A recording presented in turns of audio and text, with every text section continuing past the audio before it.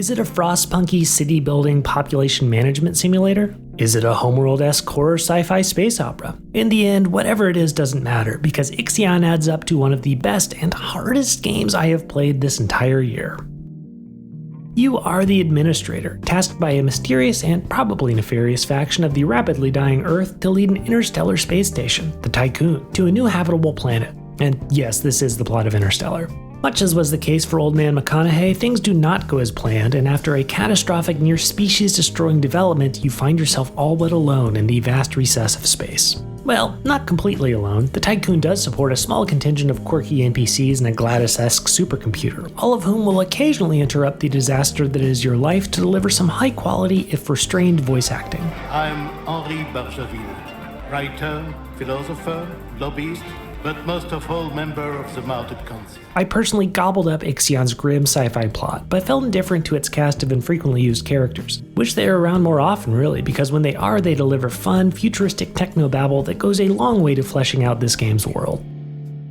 Your 7 or so thankless jobs as the Tycoon's administrator are as follow. 1. Maintain the ship's hull integrity from both external and internal threats. 2. Maintain the station's trust in you by keeping folks healthy, housed, and full of delicious bug-based protein, lest they rise up in violent rebellion against you. 3. Ensure your expanding techno-slum doesn't exceed the ship's solar-powered capacity, lest you plunge your already miserable populace into a trust-damaging blackout.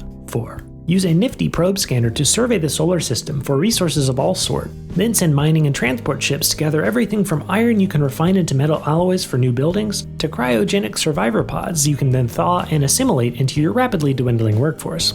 5. Send your science vessel on expeditions and then decide how to best allocate its time in a series of increasingly depressing scenarios. 6. Use the science your science vessel collects to research new ways to, for example, fabricate electronics from raw space resources.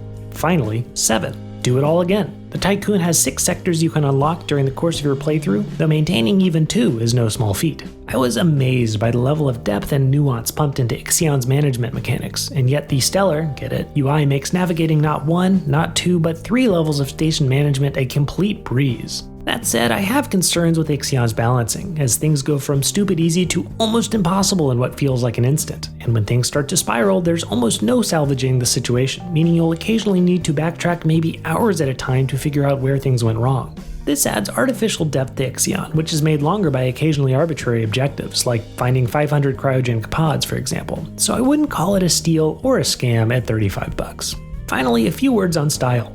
IXION is a visually engaging game, and its occasionally dated textures are fully redeemed by fun details like alloy piling up in stacks as you prep a new building. Its music, meanwhile, is awesome, an epic blend of space synths and industrial ambiance that occasionally shapeshifts into more nomadic adventure themes reminiscent of the first Homeworld. And goodness, does everything sound great along the way. Every element clicks and hums in interesting ways, adding tremendous audio immersion to this at times punishing but always beautiful experience. In conclusion, it's brilliant, it's hard as hell, but hey, IXION was the name of king that Zeus chained to an eternally revolving wheel in Tartarus, so yeah, this giant space circle of doom makes sense. I'm giving IXION an aggregate mega score of 4 out of 5. Until next time, this is Scope, and thanks so much for watching.